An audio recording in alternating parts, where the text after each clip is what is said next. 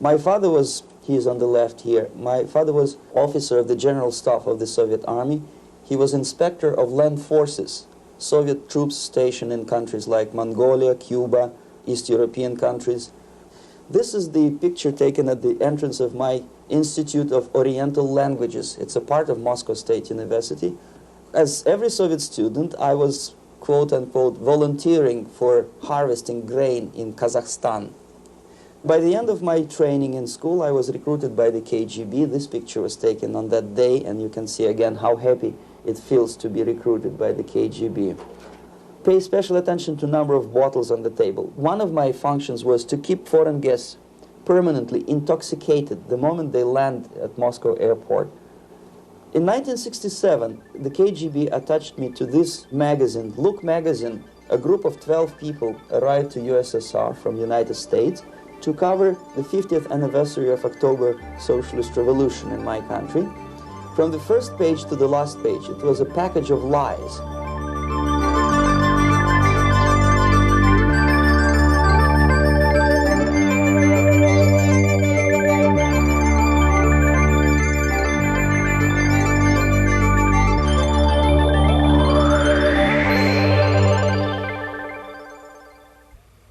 Our conversation is with Mr. Yuri Alexandrovich Bezmenov. Mr. Bezmenov was born in 1939 in a suburb of Moscow. He was the son of a high-ranking Soviet Army officer. He was educated in the elite schools inside the Soviet Union and became an expert in Indian culture and Indian languages. He had an outstanding career with Novosti, which was and still is, I should say, the press arm or the press agency of the Soviet Union. It turns out that this is also a front for the KGB.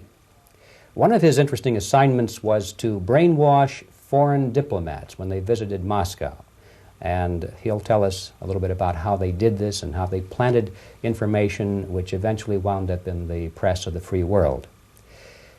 He escaped to the West in 1970 after becoming totally disgusted with the Soviet system, and he did this at great risk to his life.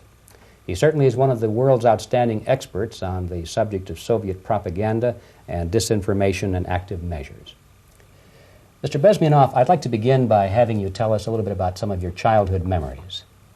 Well, the most vivid memory of my childhood was Second World War, or to be more precise, the end of the Second World War, when all of a sudden United States, from a friendly nation, which helped us to defeat Nazism, turned overnight into a deadly enemy. And it was very shocking because all newspapers were trying to present an image of belligerent, aggressive American imperialism. Most of the things that we were taught is that United States is aggressive power, which is just about to invade our beautiful, free socialist country, that American CIA is dropping Colorado beetles on our beautiful potato fields to eliminate our crops, and each schoolboy had a picture of Colorado bug on the back page of his notebook, and we were instructed to go into collective fields to search for those little Colorado bugs. Of course, we couldn't find any, neither we could find many potatoes, and that was explained again by the encroachments of the decadent imperialist power. The anti-American paranoia, hysteria in the Soviet propaganda was to of such a higher degree that many less skeptical people or less stubborn would really believe that United States is just about to invade our beautiful motherland, and some secretly hope that it will come true. That's interesting. Yes. Well, getting back to life inside the Soviet Union or inside communist countries in general, in this country, at the university level primarily, we read and hear that the Soviet system is different from ours, but not that different, and that there is a convergence developing between all of the systems of the world, and that really it doesn't make an awful lot of difference what system you live under because you have corruption and dishonesty and tyranny and all that sort of thing. From your personal experience, what is the difference between life under communism and life in the United States? Well, life is obviously very much different for simple reason that the Soviet Union is a state capitalist economically. It's a state capitalism where an individual has absolutely no rights, no value, his life is nothing, it's just like an insect. He is disposable, whereby in the United States, even the worst criminal is treated as a human being. He has a fair trial, and some of them capitalize on their crimes. They publish their memoirs in their prisons and get handsomely paid by your crazy publishers. The differences, of course, in the daily life are very various, depending on whom we are talking about. In my own private life, I never suffered from communism simply because I was brought up in a family of high-ranking military officer. Most of the doors were open for me. Most of my expenses were paid by the government, and I never had any troubles with the authorities or with the police. So, in other words, I would say I enjoyed, or I had good reasons to enjoy, all the advantages of so-called socialist system. Mm-hmm. My main motivations to defect had nothing to do with affluence. It was mainly moral indignation, moral protest, rebellion against the inhuman methods of the Soviet system. Well, specifically, what did you object to? I objected, first of all, against oppression of my own dissidents and intellectuals. And that was the most disgusting thing that I witnessed as a young man, young student, who was brought up at a very troublesome period in our history, from Stalin to Khrushchev, from total tyranny and oppression to some kind of liberalization. Second, when I started working for the Soviet embassy in India, to my horror, I discovered that we are millions times more oppressive than any colonial or imperialist power in the history of mankind. That my country brings to India not freedom, progress, and friendship between the nations, but racism, exploitation, and slavery, and of course economical inefficiency to this country. Since I fell in love with India, I developed something which by KGB standards is extremely dangerous thing. It's called split loyalty, when an agent likes a country of assignment more than his own country. I literally fell in love with this beautiful country, a country of great contrasts, but also great humility, great tolerance, and philosophical and intellectual freedoms. My ancestors used to live in caves and eat raw meat when India was a highly civilized nation 6,000 years ago. So obviously the choice was not to the advantage of my own nation. I decided to defect and to entirely dissociate myself from that brutal regime. Mr. Bezmenov, we've read a lot about the concentration camps and the slave labor camps under the Stalin regime. Now the general impression in America is that those things are part of the past. Are they still going on today, or what is the status? Yes. There is no qualitative change in the Soviet concentration camp system.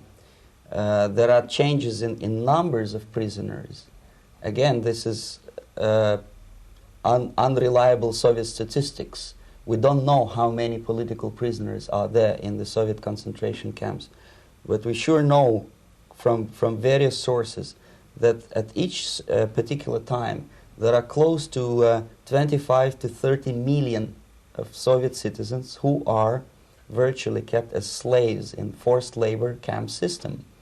The size of the population of a country like Canada is serving terms as prisoners.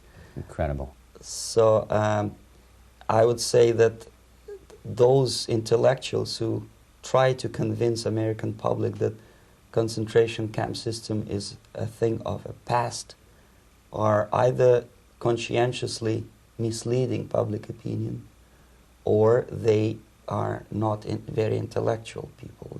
They're selectively blind. They lack intellectual honesty when they say that. Well, we've spoken about the intellectuals in this country and also the intellectuals in the Soviet Union. What about down at the broad mass level? Do the people in general, the working people, the workers in general in the Soviet Union, do they support the system? Do they tolerate it? What is their attitude?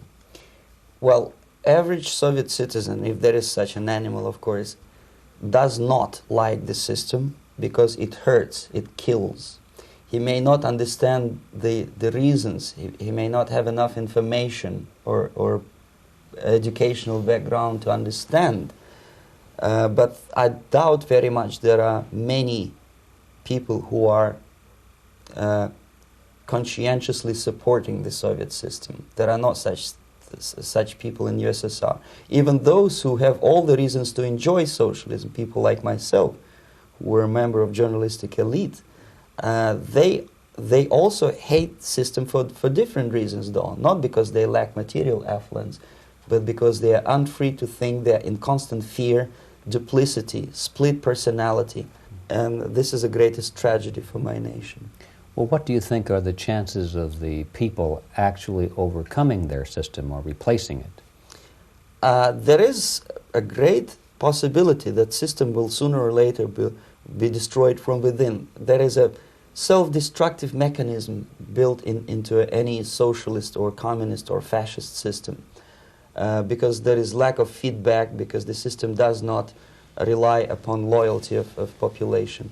But until this Soviet junta is being supported by the Western so-called imperialists, that is, multinational companies, establishments, governments, and let's face it, intellectuals, so-called academia in the United States is famous for supporting the Soviet system. As long as the Soviet junta will keep on receiving credits, money, technology, grain deals, and political recognition from all these traitors of democracy or freedom, there is no hope, there is not much hope for changes in my country, and the system will not collapse by itself simply because it's being nourished by so-called American imperialism. This is the greatest paradox in history of mankind, when capitalist world supports and actively nourishes its own destroyer, destructor. I think you're trying to tell us something in this country. Mm-hmm. I'm trying to tell you that it has to be stopped unless you want to end up in Gulag system and enjoy all the advantages of socialist equality, working for free, catching fleas on your body, sleeping on the planks of plywood in Alaska this time, I guess. Mm-hmm. That's where Americans will belong, unless they will wake up, of course, and force their government to stop aiding Soviet fascism. Mm-hmm. Well, you told us a moment ago why you left the system. I'd like to hear the details of how you did it. It must have been a very dangerous thing. It was not so dangerous, it was crazy. First of all, because defecting in India is virtually impossible, thanks to very strong pressure from the Soviet government. Excuse me, you were in India. On assignment at that time? Yes, I was working for the Soviet embassy in New Delhi as a press officer. Mm-hmm. And defecting for a Soviet diplomat is next to impossible. It's a suicide, as I said, because a great friend Indira Gandhi pushed a law through parliament which says, and I quote, "No defector from any country has a right of political asylum in any embassy on the territory of Indian Republic," which is a masterpiece of hypocrisy. No other defector but a Soviet one needs a political asylum. So, knowing that perfectly well, I planned a craziest possible way to defect. I studied counterculture in India. There were thousands of young American boys and girls with no shoes, long hair, smoking hash and marijuana, studying sometimes Indian philosophy, sometimes simply pretending that they study. And they greatly annoyed Indian police, and they were laughing stock of Indians because obviously they were good-for-nothing students. I studied carefully where they congregate, what routes they travel, what language they speak, what do they smoke.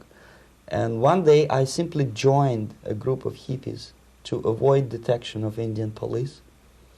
I was dressed as a typical hippie with blue jeans, long camise shirts with all kind of nice decorations like beads, long hairs. I bought a wig because for several weeks I had to turn myself from a conservative Soviet diplomat into a very progressive American hippie. And that was the only way that I could avoid detection. It was very interesting experience, but it was necessary because from my own knowledge as a member of Soviet embassy staff, I knew that there were many cases when Soviet defectors were betrayed by Indian police, and also some Western embassies played a very dirty role in betraying the Soviet defectors. According to our information, they were some, I wouldn't call them double agents, but simply amoral people working for this for the United States embassy, and confining in people like this would be a suicide. So I had to be extremely careful. I could not trust anyone, and that was the reason for such a crazy way to defect. Well, had you been caught in the act of trying to get out, what would have happened to you? Oh, most likely I would end up in concentration camp, or depending on the situation and on the whim of some bureaucrat in KGB, maybe even executed. This is normal practice, quietly, of course, not publicly. But that would be the end of my defection, of course. Well, when did you finally make it to the United States? In 1970, after about 6 months of debriefing in Athens by the CIA, and I presume FBI too, they let me go first to Germany, then to Canada. That was my decision. I had to change my identity to protect my family and my friends in USSR. And also I was a little bit paranoid, knowing that both Soviet KGB and probably some double agents within the American system may be after me. So I wanted to settle down as far away as possible. I requested CIA to give me some kind of new identity and just let me go on my own. And I settled in Canada. I was a student. I changed many professions, from farm help and laundry truck driver to language instructor and broadcaster for Canadian Broadcasting Corporations in Montreal. Well, have you had any threats on your life or any yes. unpleasant In about 5 years, KGB eventually discovered that I am working for Canadian Broadcasting. I made a very big mistake. I started working for overseas service of CBC, which is similar to Voice of America, in Russian language. And of course, monitoring service in USSR picked up every new voice. Every new announcer they would make it a point to discover who he is. And in 5 years, sure enough, slowly but surely, they discovered that I am not Thomas Schumann, that I am Yuri Alexandrovich Bezmenov, and that I am working for Canadian Broadcasting, and undermining beautiful détente between Canada and USSR. And the Soviet ambassador Alexander Yakovlev made it his personal effort to discredit me. He complained to Pierre Trudeau, who is known to be a little bit soft on socialism. And the management of CBC behaved in a very strange, cowardly way, unbecoming to representatives of an independent country like Canada. They listened to every suggestion that Soviet ambassador gave, and they started shameful investigation, analyzing content of my broadcasts to USSR. And sure enough, they discovered that some of my statements were probably would be offending to the Soviet Politburo. So I had to leave my job. And of course, subtle intimidations. They would say something like, please cross the street carefully because, you know, traffic is very heavy in Quebec. And fortunately, I know about the psychology and the logic of activity of the KGB, and I never allowed myself to be intimidated. This is the worst thing. This is what they expect a person, a defector, to be intimidated. Once they spot that you are scared, they keep on developing that line, And then eventually you either have to give up entirely and work for them, or they neutralize you. They would definitely stop all kind of political activity, which they failed to do in my case, because I was stubbornly working for the Canadian Broadcasting. And in response to their intimidations, I said that, look, this is a free country, and I am as free as you are. And I also can drive very fast. And gun control is not yet established in Canada, so I had a couple of good shotguns in my basement. So welcome to visit me someday with your Kalashnikov's machine guns. So obviously it didn't work. Intimidation didn't work. So they tried different approach, as I described. They approached on the highest level, on the level of Canadian bureaucracy. And on that level they were successful. On that level they were successful. On individual level they failed flat. Mr. Bezmenov has brought a series of slides with him that he has taken from the Soviet Union, and I think this is a good time to take a look at the slides. Yes. Now, the viewers will be able to see these slides as we talk about them. Yes, this is a collection of slides which are, some of them are snapshots from my family album, some of them are documents which I smuggled from the Soviet embassy, and some are reproductions from local mass media. I usually show them to establish my credibility as a defector. This is a picture of my native town, Mytishi, about 20 miles north from Moscow. Characteristically, there is a statue of Comrade Lenin in the central square. This is myself at the age of 7, again, characteristically, under the statue of Comrade Stalin, extending his friendly hand to peoples of the world. At that age, of course, I was still idealistically minded young communist, and I still believe that sooner or later things will go for better. But I realized that the system stinks, that something is fishy, and that ideology is fake. And the propaganda about advanced Soviet agriculture simply didn't meet the criteria of reality. If they talk about abundance of food and there is none in the stores, there must be something wrong. My father was, he is on the left here, my father was officer of the General Staff of the Soviet Army. He was inspector of land forces, Soviet troops stationed in countries like Mongolia, Cuba, East European countries. Were he alive today, most likely he would be inspecting Soviet troops in Nicaragua, Angola, and many other parts of the world. Fortunately, he died and he didn't see the disgrace, because deep inside he was a Russian patriot. He didn't like the idea of expanding Soviet military might, especially in the areas where we were not welcomed at all. Unlike many other military officers, he was reporting directly to the Minister of Defense, bypassing KGB and diplomatic service. In other words, he was a trusted military professional. And my impression that this type of people are much less hawkish and adventuristic than party bureaucrats in Kremlin.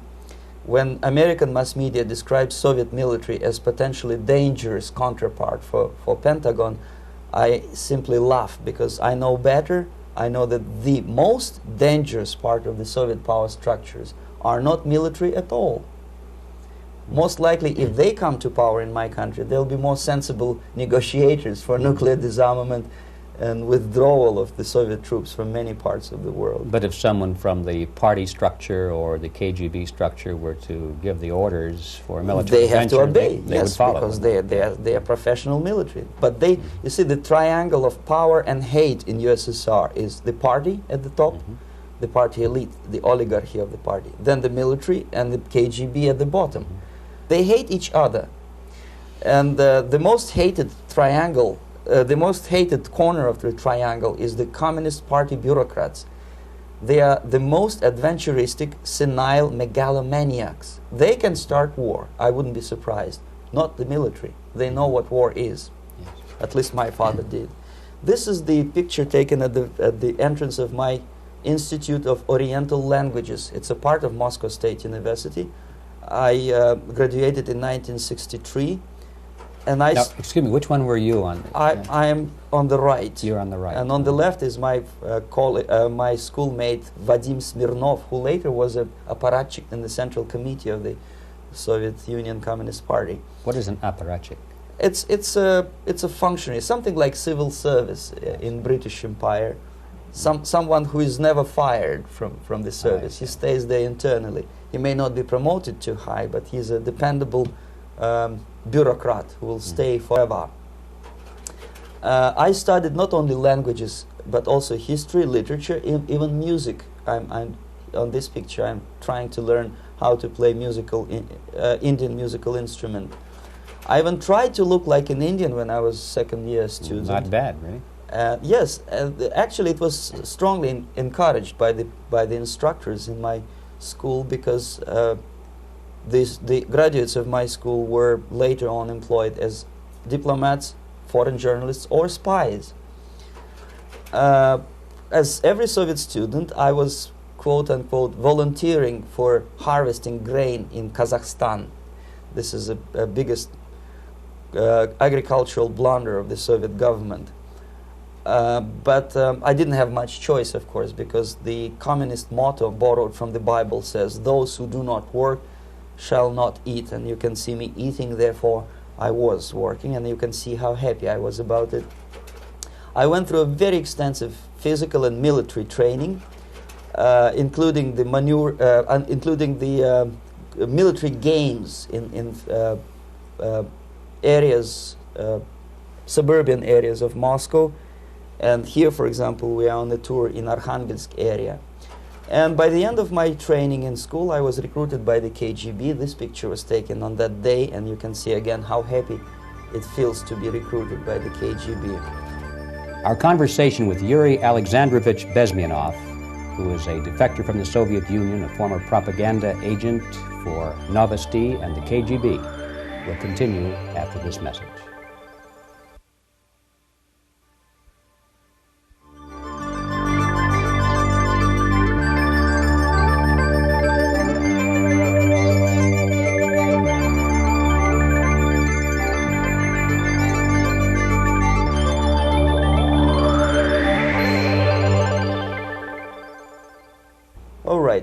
As every student in USSR, I went through very extensive physical and military training and civil defense training too. Unlike in the United States, where civil defense is virtually non-existent, zero. In USSR, every student, whatever his major subject, has to go through very extensive 4-year military and civil defense training. You can see me here with a group of students during one of the war games near Moscow. The main idea, of course, is to prepare a huge reserve army of the USSR. Each student has to graduate as a junior lieutenant. In my case, it was administrative and military intelligence service. My first assignment was to India as a translator with the Soviet Economical Aid Group, building refinery complexes in Bihar state and Gujarat state. At that time, I was still naively, idealistically believing that what I was doing contributes to the understanding and cooperation between the nations. It took me quite a number of years to realize that what we were bringing to India was a new type of colonialism, 1,000 times more oppressive and exploitative than any colonialism or imperialism in history of mankind. But at that time, I was still hoping that, well, maybe it's not that bad, could be worse, and things may go for better. And I even tried to implement the beautiful Marxist motto, "Proletarians of all the countries unite." I tried to unite with the nice Indian girl, and I was fascinated by Indian culture, by the family life in this country. But obviously, Communist Party had different plans for my genes, so I had to marry this beautiful Russian girl. In the span of my career, I married 3 times. Most of these marriages were marriages of convenience, on advice from the Department of Personnel. This is normal practice in USSR. When a Soviet citizen is assigned to a foreign job, he has to be married, either to keep family in USSR as hostages, or, if it's a convenience marriage like mine, so that the husband and wife are virtually informers on each other to prevent defection or contamination by decadent imperialist or capitalist ideas. In my case, I hated that girl so much that the moment I landed in Moscow, we were divorced, and I married later, second time. By the end of my first assignment in India, I was promoted to the position of public relation officer. You can see me here translating a speech by a Soviet boss. And you're on the right. I'm on the right here, yes. And it was, the occasion was commissioning of the refinery complex in Bihar, Barauni. Back in Moscow, I was immediately recruited by Novosti Press Agency, which is a propaganda and ideological subversion front for the KGB. 75% of the members of the Novosti are commissioned officers of the KGB. The other 25 are, like myself, co-opted agents who are assigned to specific operations. In this particular case, you can see me talking to students of Lumumba Friendship University in Moscow. This is a huge school under the direct control of the KGB and Central Committee, where future leaders of the so-called national liberation movements are being educated and selected carefully. And some of them have absolutely, this, for example, is a group of students from Lumumba. They don't look like students at all. They look more like military, and that's exactly what they were. They were dispatched back to their countries to be leaders of the so-called national liberation movements, or to be translated into normal human language, leaders of international terrorist groups. Another area of activity when I was working for the Novosti was to accompany groups of so-called progressive intellectuals, writers, journalists, publishers, teachers, professors of colleges. You can see me here in Kremlin. I'm second on the left, with a group of Pakistani and Indian intellectuals. Most of them pretended they don't understand that we are actually working on behalf of the Soviet government and the KGB. They pretended that they are actually being guests, VIP intellectuals, that they are treated according to their merits and their intellectual abilities. For us, they were just a bunch of political prostitutes to be taken advantage for various propaganda operations. Therefore, you can see perfectly well the senior colleague of mine on the left doesn't really have that much respect on his face, and myself with a very skeptical smile, typical KGB sarcastic smile, anticipating another victim of ideological brainwashing. This is how a typical conference in Novosti headquarters in Moscow looked like. Sitting in the middle is Boris Burkov, the then director of Novosti Press Agency, high-ranking party bureaucrat in the Department of Propaganda. I am standing next to a famous Indian poet, Sumitranandan Pant. He was famous because he was an author. He was the author of a famous poem titled Rhapsody to Lenin. That's why he was invited to USSR, and everything was paid by the Soviet government. Pay special attention to number of bottles on the table. This is one of the ways to kill the awareness or curiosity of foreign journalists. One of my functions was to keep foreign guests permanently intoxicated the moment they land at Moscow airport. I had to take them to the VIP lounge and toast to friendship and understanding between the nations of the world. Glass of vodka, then a second glass of vodka. And in no time, my guests would be feeling very happy. They would see everything in kind of pink, nice color. And that's the way I had to keep them permanently for the next 15 or 20 days. At a certain point in time, I had to withdraw alcohol from them so that some of them, who are the most recruitable, would feel a little bit shaky, guilty, trying to remember what they were talking last night. That's the time to approach them with all kind of nonsense, such as joint communique or statement for Soviet propaganda. That's the time they are the most flexible. And of course, what they didn't understand, they didn't realize or pretended not to realize, that myself, who was drinking together with them, was not drinking at all. I had ways to get rid of alcohol through various techniques, including special pills which were given to me by my colleagues. But they were taking it seriously. In other words, they would consume quite a large volumes of alcohol and feel quite uneasy next morning. In 1967, the KGB attached me to this magazine, Look magazine. A group of 12 people arrived to USSR from United States to cover the 50th anniversary of October Socialist Revolution in my country. From the first page to the last page, it was a package of lies, propaganda cliché, which were presented to American readers as opinions and deductions of American journalists. Nothing could be far from truth. These were not opinions. They were not opinions at all. They were the clichés which the Soviet propaganda wants American public to think that they think. If it does make any sense at all. It sure does, because from the viewpoint of the Soviet propaganda, although there are some subtle criticism of the Soviet system, the basic message is that Russia today is a nice, functioning, efficient system supported by majority of population. That's the biggest lie. And of course, American intellectuals and journalists from Look magazine elaborated on that untruth in various different ways. They intellectualized that lie. They found all kinds of justifications for telling lies to American public. Excuse me, it was partly your job to make sure that they got these ideas, yes, and accepted them as their own ideas. Right. Actually, even before they arrived to USSR, and they paid astronomical sum of money for that visit, they were submitted, this Novosti Press Agency developed so-called backgrounders, 20-25 pages of information and opinions which were presented to the journalists even before they bought their tickets to Moscow.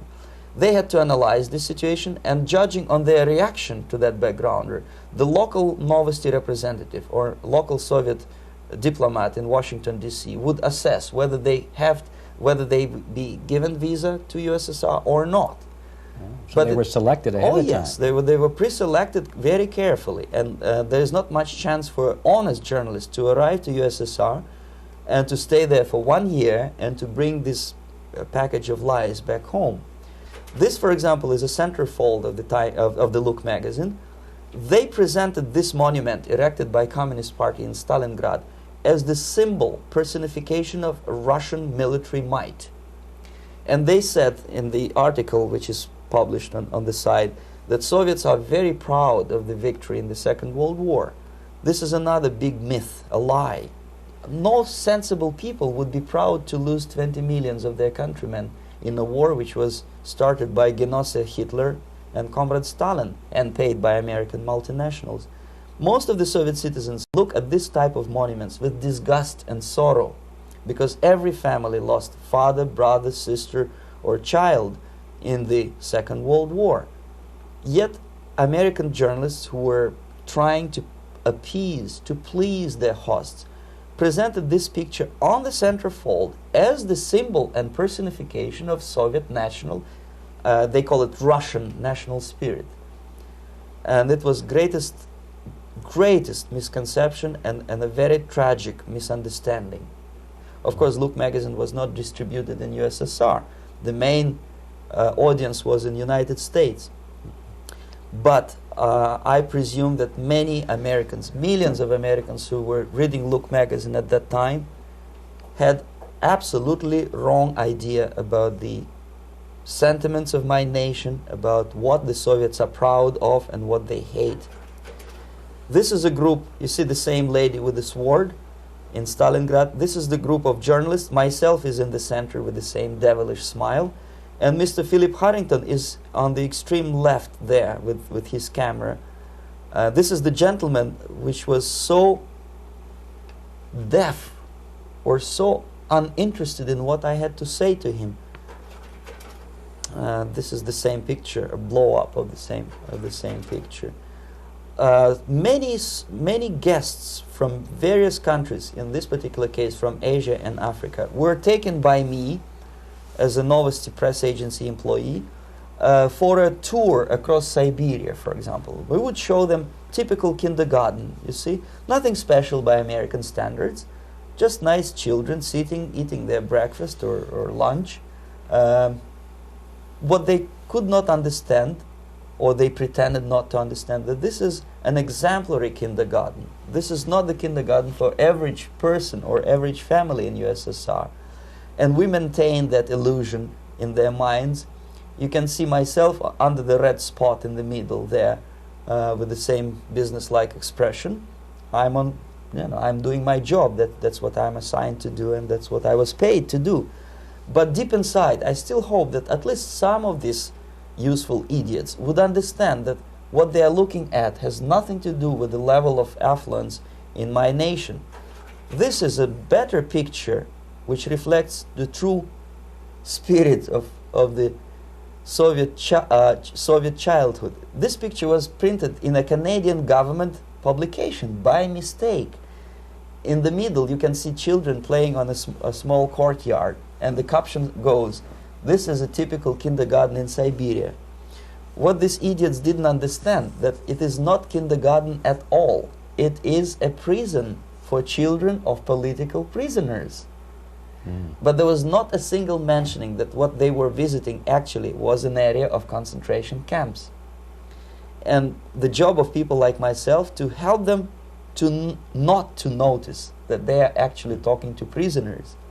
Most of the children were dressed, especially on the occasion of the foreigners' visit. Of course, there were no corpses on the ground. There were no machine gun guards, and well, it looks not very pleasant, as you see. It looks dull, but obviously it does not create an impression that this is actually a prison. Well, did any of the journalists have the curiosity to ask about prisons and that kind of thing? Yes. They were in Siberia. This Yes. is what you associate. Yes, some of them asked questions, and naturally we would give them, for the stupid question, we give them stupid answer. No, there are no prisons in Siberia. No, most of the people who you see are free citizens of USSR. They are very happy to be here, and they are contributing to the glory of the socialist system.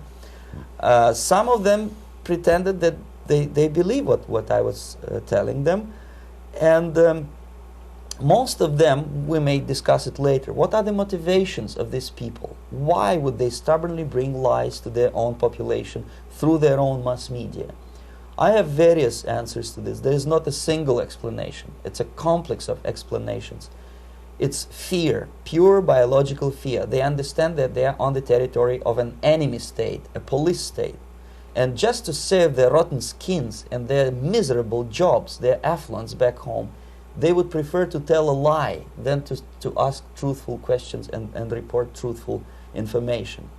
Second, most of these schmucks were afraid to lose their jobs, because obviously if you tell truth about my country, you will not last long as a correspondent of New York Times or Los Angeles Times. They will fire you. What kind of correspondent are you? You obviously cannot find common language with Russians if they kick you out in 24 hours. So just by trying to be conformist to their own editorial bosses, they tried not to offend the sentiments of the Soviet administrators and people like myself. Deep inside, I hope they would insult my or offend my sentiments. Obviously, they preferred not to. Another reason, I refuse to believe it, but obviously there is another reason. Obviously, it's a greed. These people earn a lot of money. When they come back to USA, they claim that they are experts on my country. They write books which sells in million copies, titled like Russians, The Truth About Russia. Most of it is lie about Russia. Yet they claim to be Sovietologists. They play back myth about my country, the propaganda cliches. Yet they stubbornly resist the word of truth. If a person like Solzhenitsyn is either defecting or kicked out of USSR, they try all their best to discredit him and to discourage him. I don't have much chance to appear on national network with a true story about my country. But a useful idiot like Hendrik Smith or Robert Kaiser, they are big heroes. They come back from USSR. They say, oh, we were talking to dissidents in Russia. Big deal. Soviet dissidents are chasing American correspondents in the streets, and they are cowardly escaping from these contacts. For some strange reason, if you want to know more about Spain, you refer to Spanish writers. If you want to learn more about French, you read French writers. Even about Antarctica, I bet you would read Penguins. Only about the Soviet Union, for some strange reason, you read Hendricks and Schmendricks and all kind of Kissingers, because they claim that they know more about my country. They know nothing, or next to nothing, or they pretend that they know more than they actually do. I would say they are dishonest people who lack integrity and common sense and intellectual honesty. They bring back all kind of stories like that. A kindergarten in Siberia. Omitting the most important fact, it's a prison for children of political prisoners. Another greatest example of monumental idiocy of American politicians. Edward Kennedy was in Moscow, and he thought that he is a popular, charismatic American politician who is easygoing, who can smile, dance at the wedding in Russian Palace of Marriages. What he did not understand, or maybe he pretended not to understand, that actually he was being taken for a ride.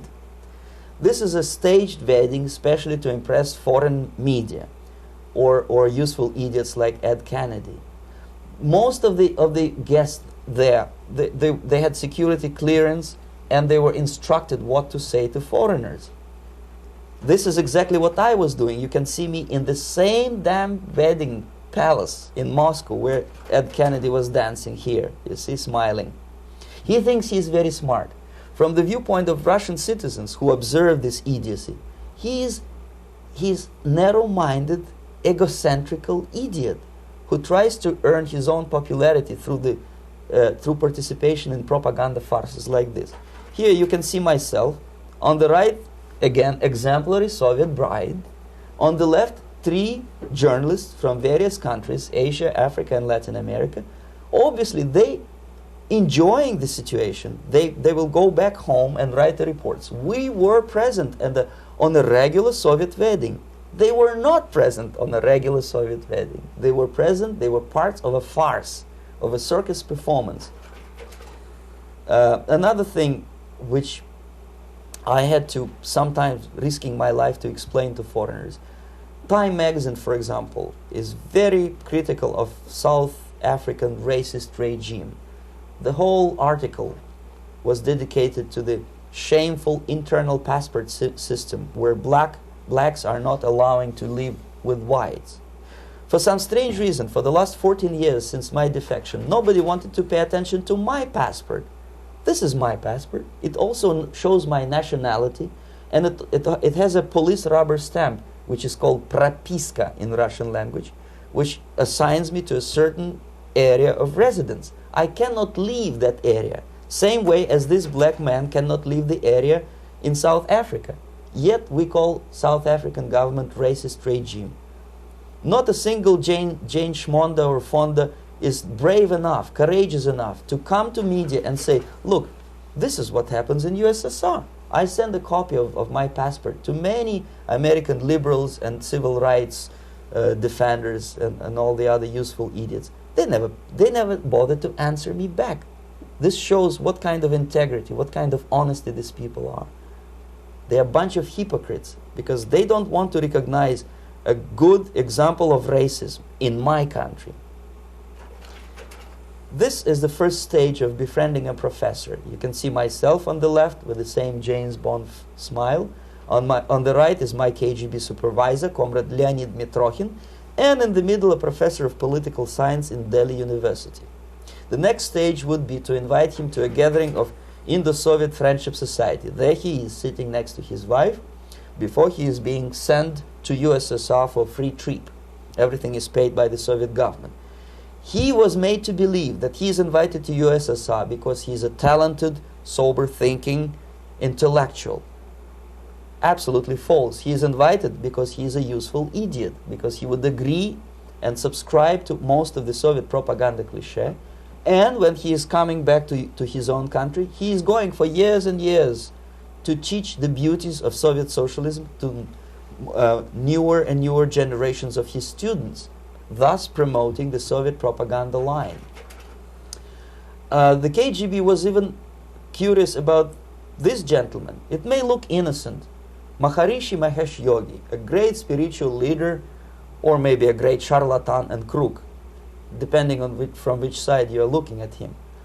Beatles were trained at his ashram in Hardwar in India how to meditate. Mia Farrow and other useful idiots from Hollywood visited his school, and they returned back to United States absolutely zonked out of their minds with marijuana, hashish, and crazy ideas of meditation. To meditate, in other words, to isolate oneself from the current social and political issues of your own country, to get into your own bubble, to forget about troubles of the world.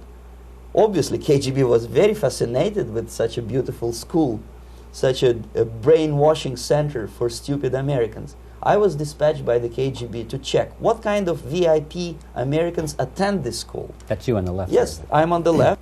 I was trying to get enrolled in that school. Unfortunately, the Maharishi Mahesh Yogi asked too much. He wanted $500 American for enrollment. But my function was not actually to get enrolled in the school. My function was to discover what kind of people from United States attend this school. And we discovered that, yes, there are some influential members of family, public opinion makers of United States, who come back with the crazy stories about Indian philosophy. Indians themselves look upon them as idiots, useful idiots. To say nothing about KGB, who looked at them as extremely naive, misguided people.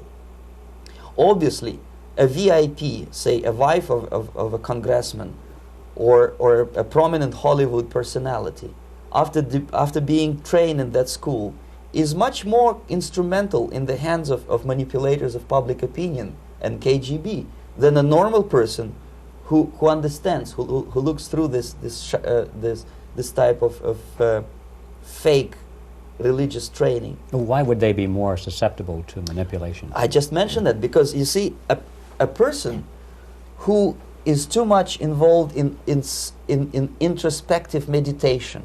You see, if you carefully look what Maharishi Mahesh Yogi is teaching to Americans, is that most of the problems, most of the burning issues of today can be solved simply by meditating. Don't rock the boat. Don't get involved. Just sit down, look at your navel, and meditate. And the things, due to some strange logic, due to cosmic vibration, will settle down by themselves.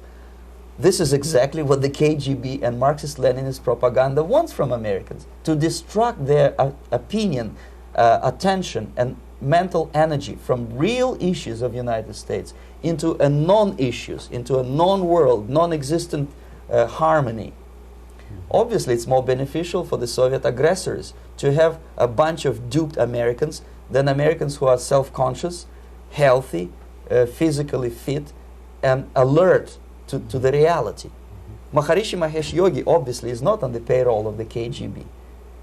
But whether he knows it or not, he contributes greatly to demoralization of American society. And he's not the only one. There are hundreds of those gurus who come to your country to capitalize on naivete and stupidity of Americans. It's a fashion. It's a fashion to meditate. It's a fashion not to be involved. So obviously, you can see that if KGB were that curious, if they paid my trip to Hardwar, if they assigned me to that strange job, obviously they were very much fascinated. They were convinced that that type of brainwashing is very efficient and instrumental in demoralization of the United States. Our conversation with Yuri Alexandrovich Bezmenov, who is a defector from the Soviet Union, a former propaganda agent for Novosti and the KGB, will continue after this message.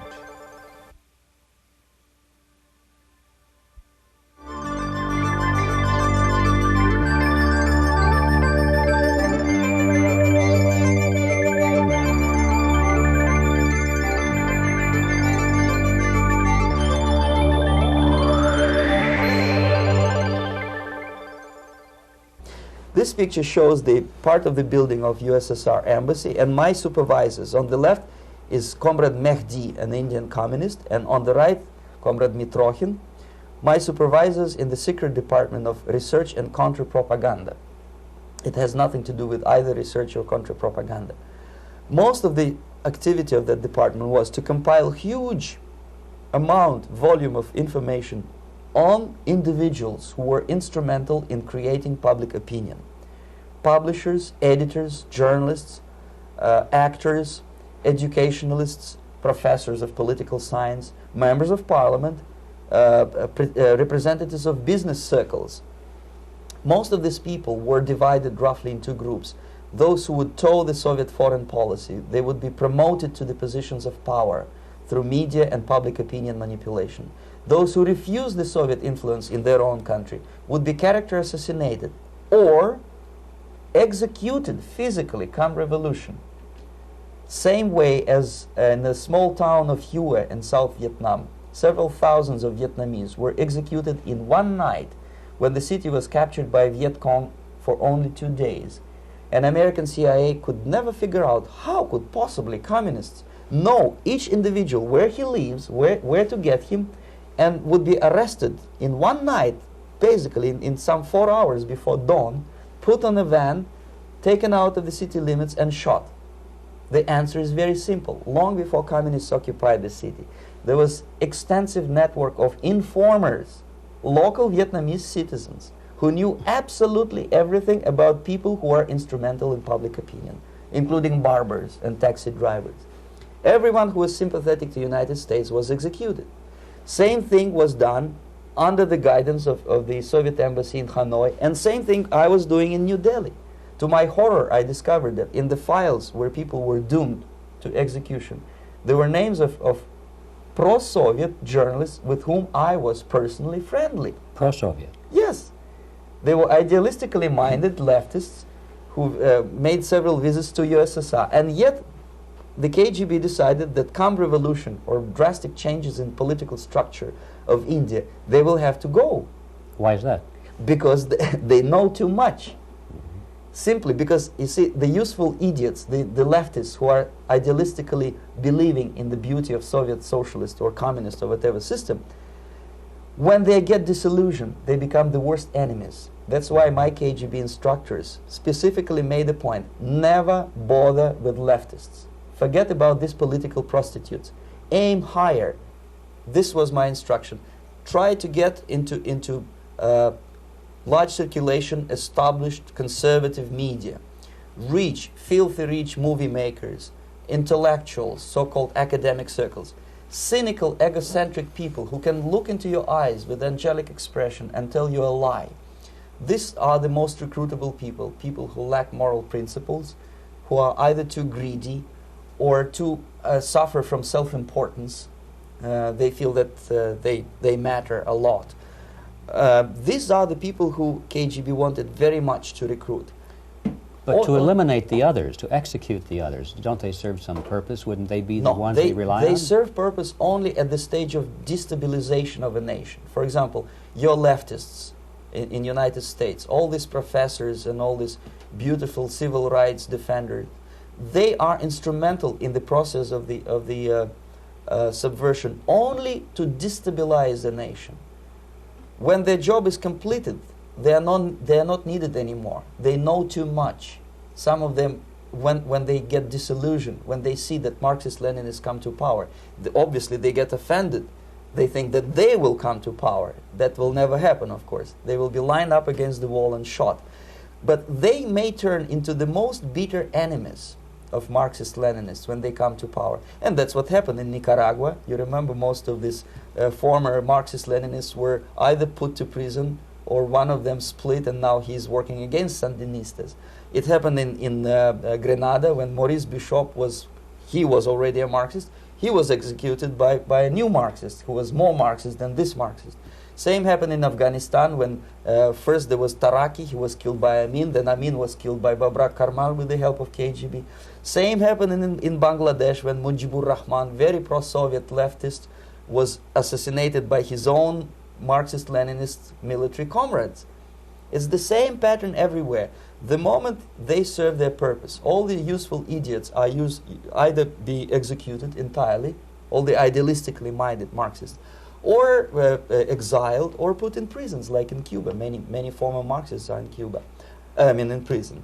So most of the Indians who were cooperating with the Soviets, especially with our Department of Information of the USSR embassy, were listed for execution.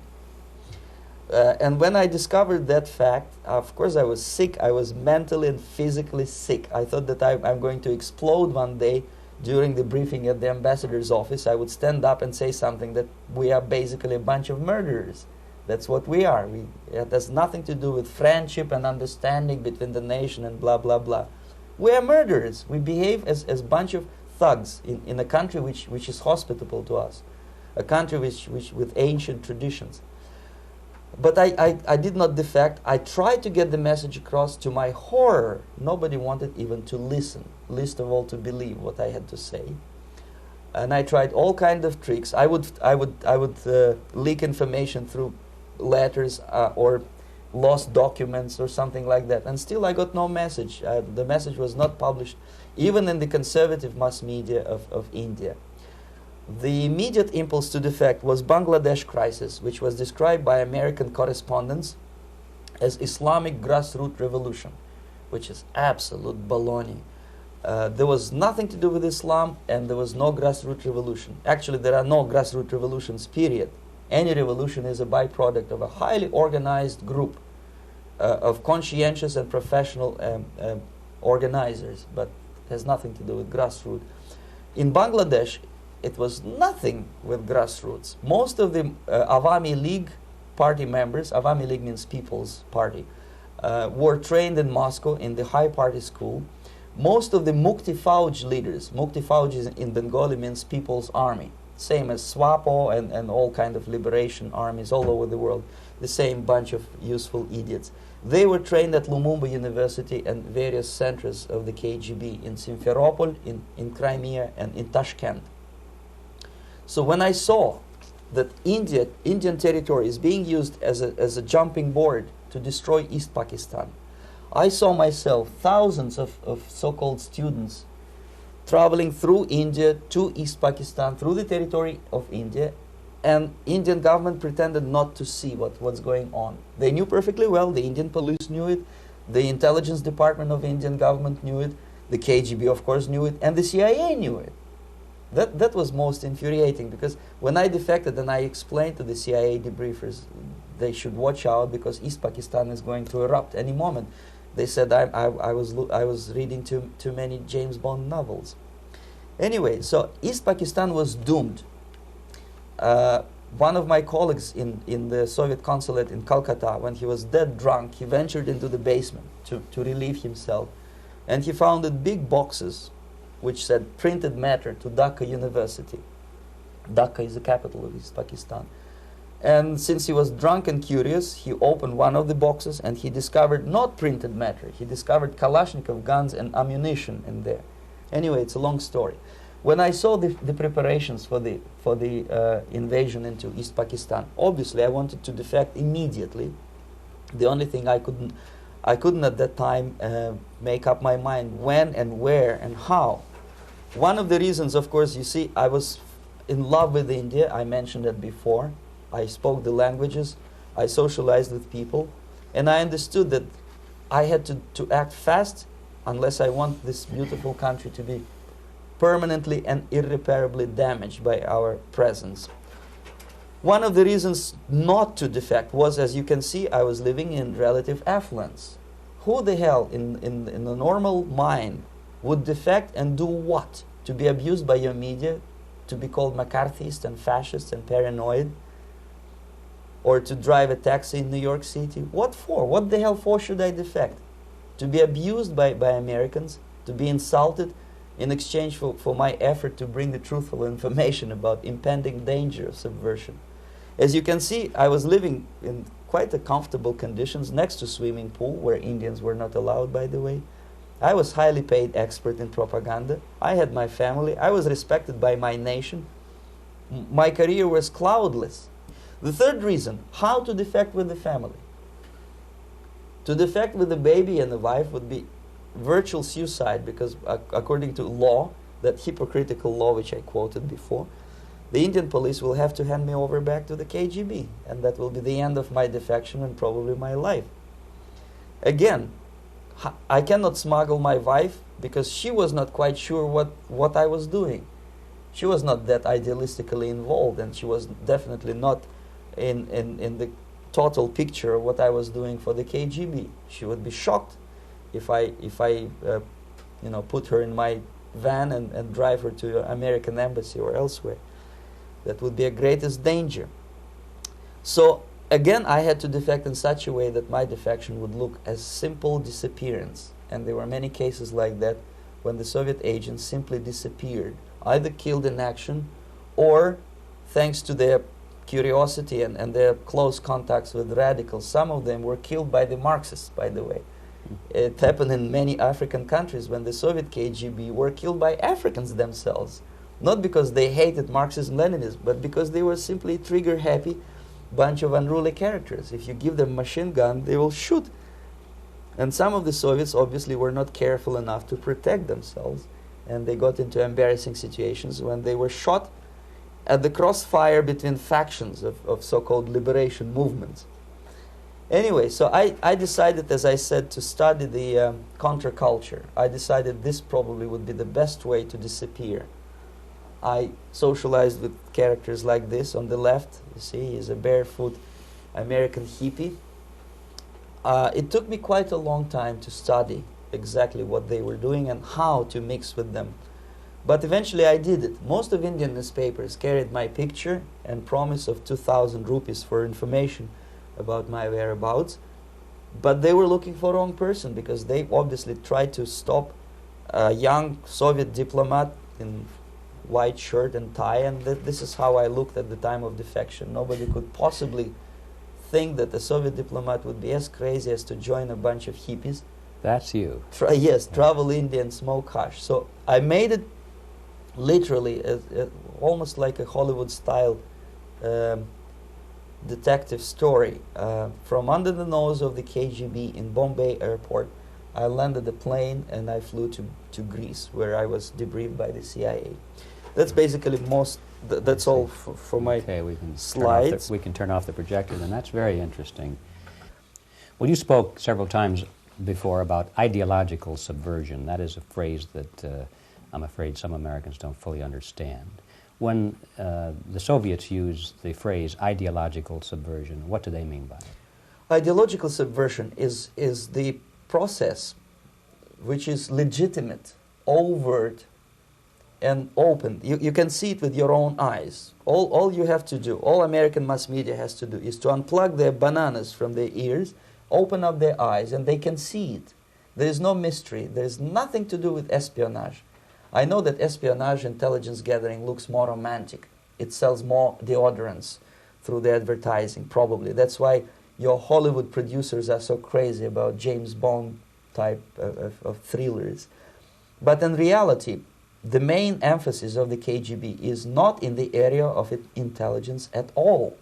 According to my opinion and opinion of many defectors of my caliber, only about 15% of time, money, and manpower is spent on espionage as such. The other 85% is a slow process which we call either ideological subversion or active measures, активные мероприятия in the language of the KGB, or psychological warfare. What it basically means is to change the perception of reality of every American to such an extent that despite of the abundance of information, no one is able to come to sensible conclusions in the interests of defending themselves, their families, their community, and their country. It's a great brainwashing process which goes very slow, and it's divided in 4 basic stages. The first one being demoralization. It takes from 15 to 20 years to demoralize a nation. Why that many years? Because this is the minimum number of years which requires to educate one generation of students in the country of your enemy, exposed to the ideology of the enemy. In other words, Marxism-Leninism ideology is being pumped into the soft heads of at least 3 generations of American students without being challenged or counterbalanced by the basic values of Americanism, American patriotism. The result you can see. Most of the people who graduated in the 60s, dropouts or half-baked intellectuals, are now occupying the positions of power in the government, civil service, business, mass media, educational system. You are stuck with them. You cannot get rid of them. They are contaminated. They are programmed to think and react to certain stimuli in a certain pattern.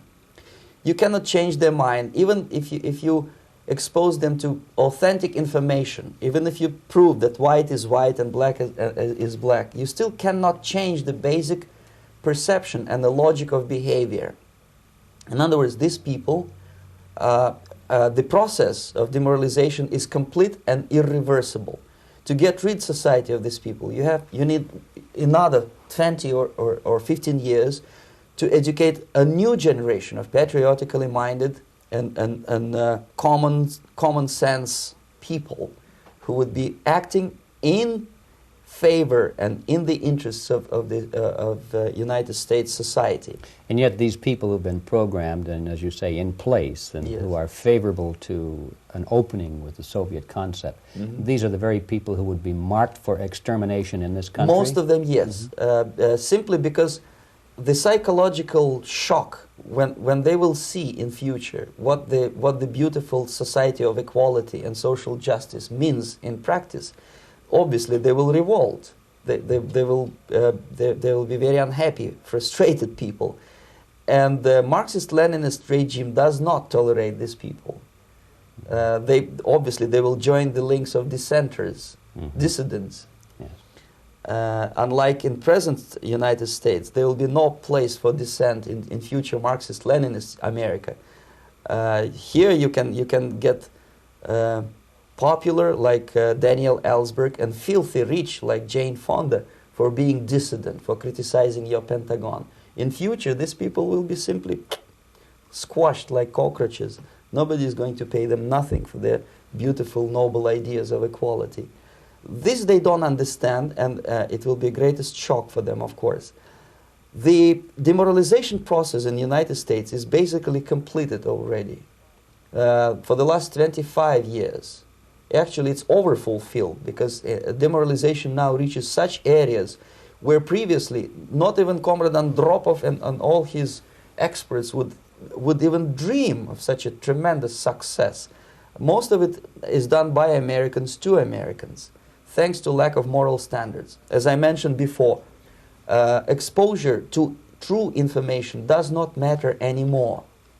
A person who was demoralized is unable to assess true information. The facts tell nothing to him. Even if I shower him with information, with authentic proof, with documents, with pictures, even if I take him by force to the Soviet Union and show him concentration camp, he will refuse to believe it until he is going to receive a kick in his fat bottom. When a military boot crashes his balls, then he will understand, but not before that. That's the tragic of the situation of demoralization. So basically America is stuck with demoralization, and unless, even if you start right now, here, this minute, you start educating new generation of Americans, it will still take you 15 to 20 years to turn the tide of ideological perception of reality back to normalcy and patriotism. The next stage is destabilization. This time, subverter does not care about your ideas and the patterns of your consumption. Whether you eat junk food and get fat and flabby, doesn't matter anymore. This time, and it takes only from 2 to 5 years to destabilize a nation, what matters is essentials: economy, foreign relations, defense systems. And you can see it quite clearly that in some areas, in such sensitive areas as defense and economy, the influence of Marxist-Leninist ideas in the United States is absolutely fantastic. I could never believe it 14 years ago when I landed in this part of the world that the process will go that fast. The next stage, of course, is crisis. It may take only up to 6 weeks to bring a country to the verge of crisis. You can see it in Central America now. And after crisis, with a violent change of power, structure, and economy, you have so-called the period of normalization. It may last indefinitely. Normalization is a cynical expression borrowed from Soviet propaganda. When the Soviet tanks moved into Czechoslovakia in '68, Comrade Brezhnev said, "Now the situation in brotherly Czechoslovakia is normalized." This is what will happen in the United States if you allow all these schmucks to bring the country to crisis, to promise people all kind of goodies and the paradise on earth, to destabilize your economy, to eliminate the principle of free market competition, and to put a big brother government in Washington, D.C., with benevolent dictators like Walter Mondale, who will promise lots of things, never mind whether the promises are fulfillable or not. He will go to Moscow to kiss the bottoms of new generation of Soviet assassins, never mind. He will create false illusions that the situation is under control. Situation is not under control. Situation is disgustingly out of control. Most of the American politicians, media, and educational system trains another generation of people who think they are living at a peacetime. False. United States is in a state of war, undeclared total war against the basic principles and the foundations of this system. And the initiator of this war is not Comrade Andropov, of course. It's the system. However ridiculous it may sound, the world communist system or the world communist conspiracy, whether I scare some people or not, I don't give a hoot.